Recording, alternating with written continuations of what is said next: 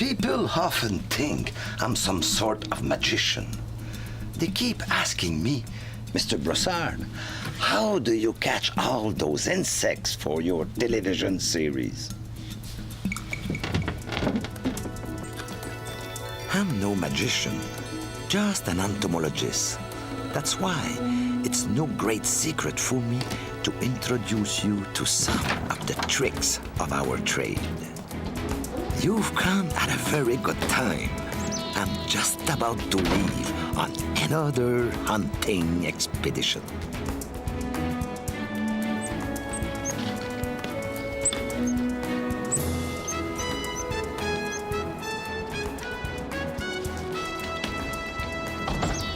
It's a little hard for me to leave my home and my family. But I don't regret leaving behind the Canadian winter for the tropical sunshine in Madagascar.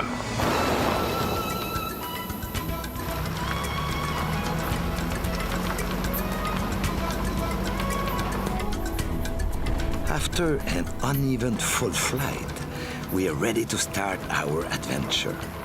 What a joy to be in a bush taxi heading toward the interior of this great island. I always prefer local transportation. It's the best way to meet people, get closer to nature, and maybe even find some insects.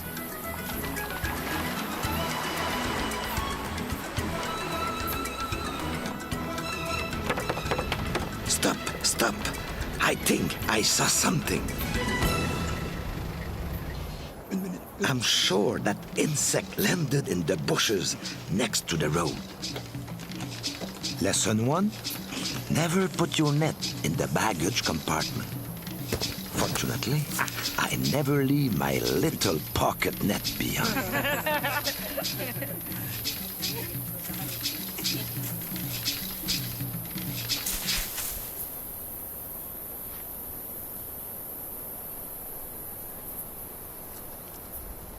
First catch of our expedition. And it won't be the last, because tomorrow we're heading for a huge tropical rainforest with a proper net.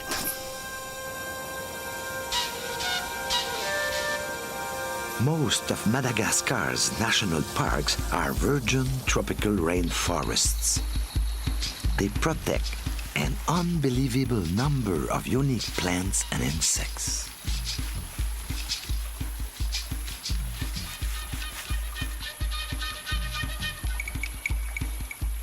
Like all creatures, an insect's first line of defense is escape. But I have the perfect tool to catch them: a good aluminum hunting net. The light frame makes this net easy to maneuver, and it won't break if it hits anything hard. It's big enough to catch the insects, but it's not too deep, so I can easily pull out my prize.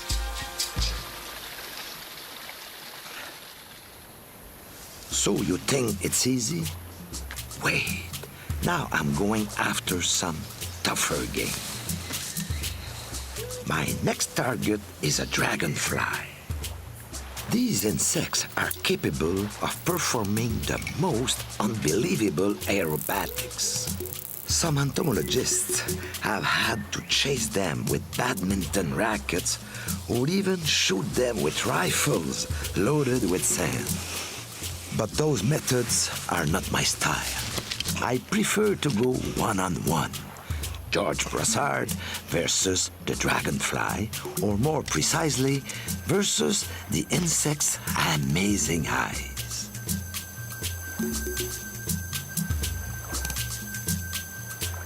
It's not surprising I missed. The eyes of a dragonfly consist of 20,000 tiny telescopes packed together. Each of these eyes is directly connected to the brain and sounds the alarm the moment it detects the slightest movement.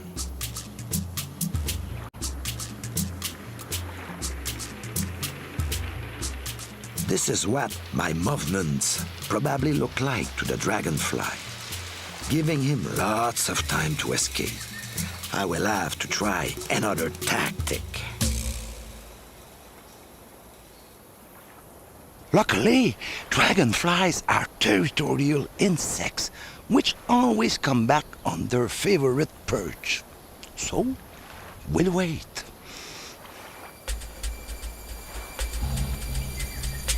This time, I'm going to put my net behind the insect in his blind spot and swing up from below.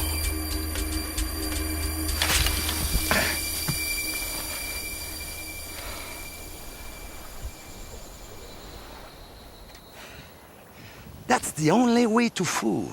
It's amazing early warning detection system. What impressive colors. But my favorite time for hunting is at night.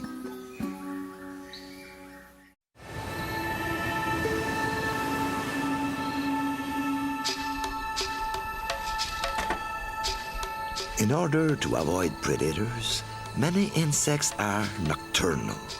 Luckily for entomologists, many species are attracted to light. Tonight, we are going to test a new kind of light trap which we are going to attach to the front end of this Jeep.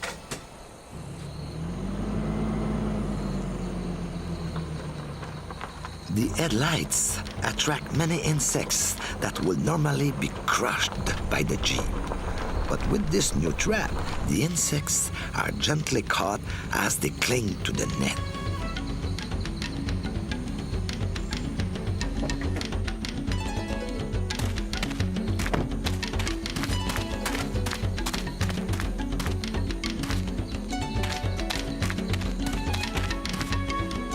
All the specimens are alive.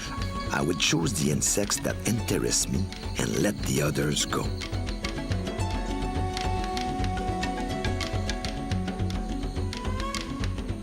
Look at this. What a nice specimen. This is an Oryctes gigas, the largest rhinoceros beetle in Madagascar. Despite its menacing look, this tiny Triceratops is a peaceful vegetarian. Males can reach a length of 3 inches. Plantation owners don't like them as much as I do because they attack the buds and the new leaves of the coconut palm. The larvae of most Oryctes species will grow to adulthood in decomposing plant material. These beetles are also special treats for the locals. They believe that anyone who eats them will grow to be as strong as these beetles. Another good catch. This moth is not an ordinary insect, at least if you believe the people of Madagascar. They believe that the Siligramma is a reincarnation of dead ancestors. Whoever disturbs this moth will attract the evil eye, which is capable of inflicting harm on whoever it chooses.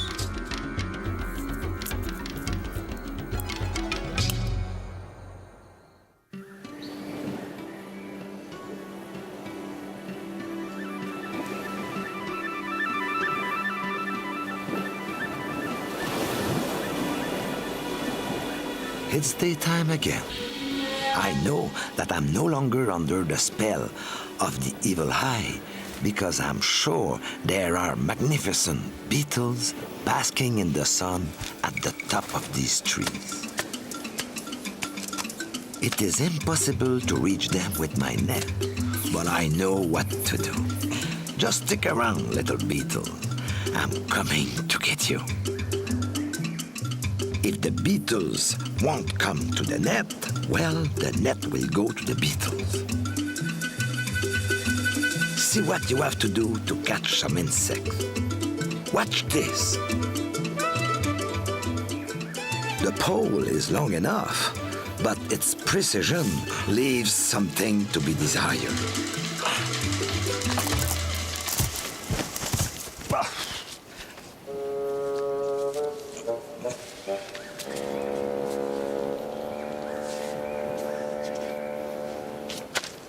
You haven't seen the last of me.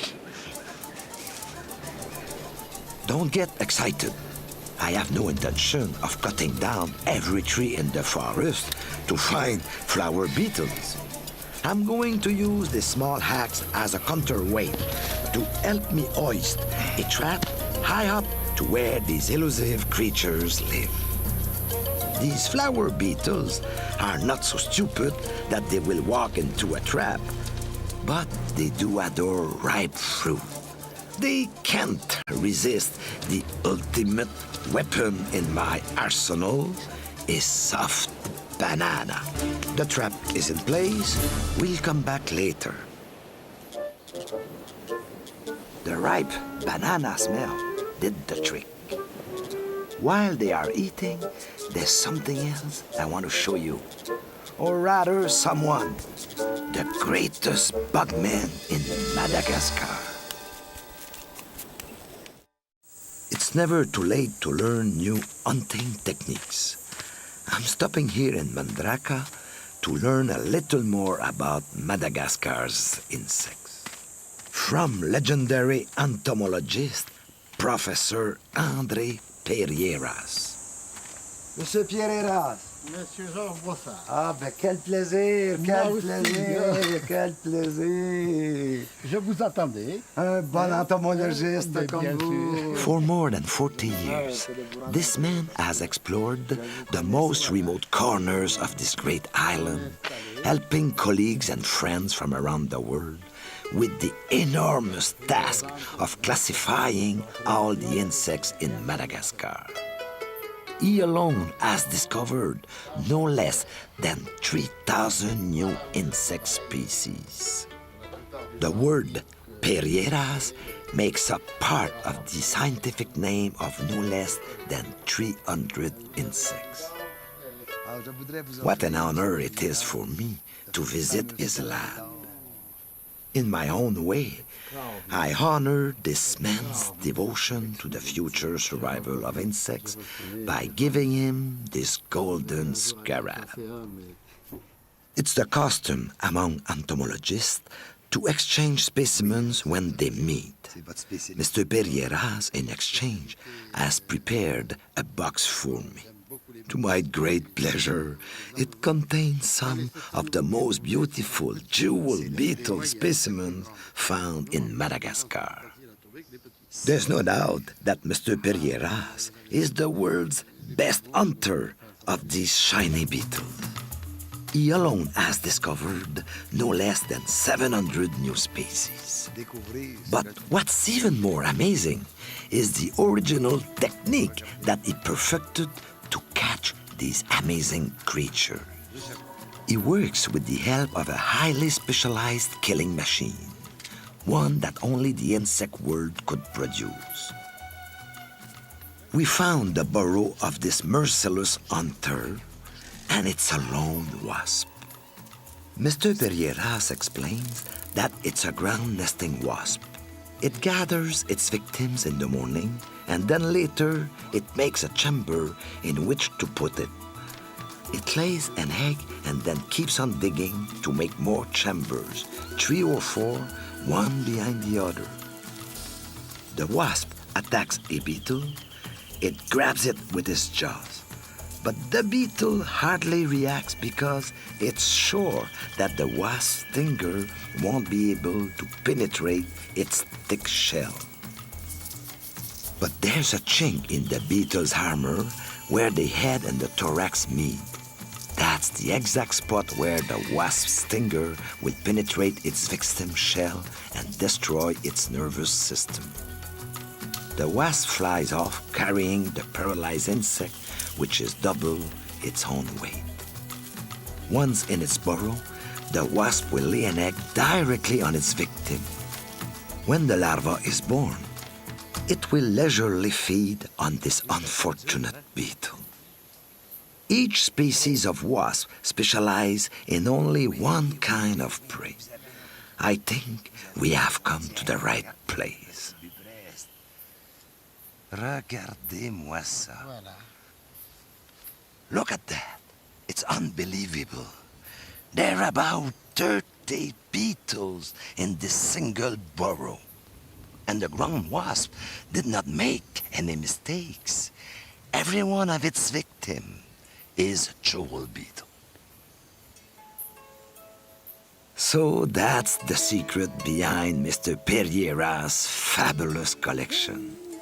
He exploits the talents of an even better hunter than he, the ground-nesting wasp.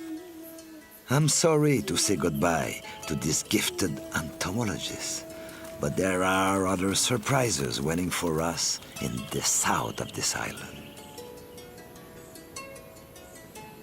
One of the most celebrated tourist attractions in Madagascar are the lemurs. There are more than 50 species of this likable primate on the island. The Birenti Reserve is known for its ring-tailed lemurs.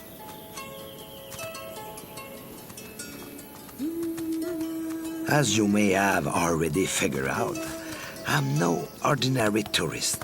I'm not even looking for lemurs, but I'm looking for the insects which are attracted by them. Every species of lemur has its own janitor taking care of its excrement. The beetles gather the lemurs' feces to feed themselves and their larvae. Since man's arrival on the island, more than 15 species of lemurs have disappeared.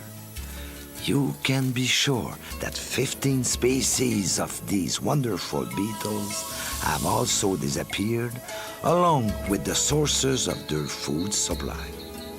But that's not all. I have one more beautiful insect to show you.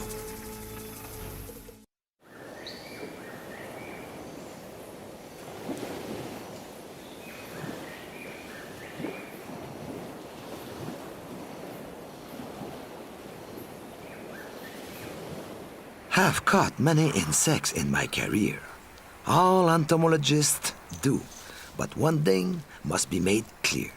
Never does our work endanger the survival of any insect species. Do you see these little green leaves and this pink flower? Well, have a second look.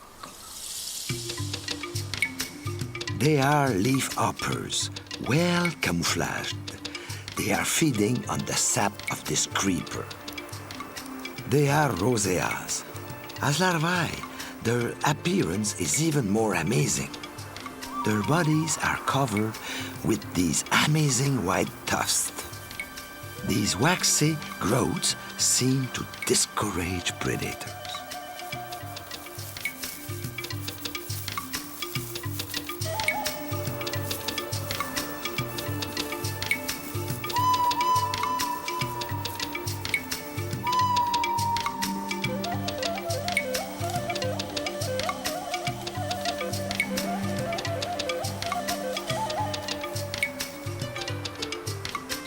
They first turn green when they become adults. Then they turn pink. They can always be found in huge colonies. If I take one or two away, it won't destroy the survival prospects for this species. But if I destroy their forest, the creepers these insects feed on will also disappear, and we will never see these beautiful creatures again. Insect survival is not threatened by entomologists, but by the thousands of square miles of forest that are burned every year, and they are turned into pasture lands or used to grow a single crop. The chambermaids here on the reserve won't go near my room, and I know why. Would you really think that my room wouldn't look like a lab? I'm glad you have come for a visit, because I want to show you how we entomologists work. Each catch of the day must be carefully labeled with the date and location of the capture. This information is important for the advancement of the science of entomology. Fragile specimens like the butterflies are carefully wrapped top.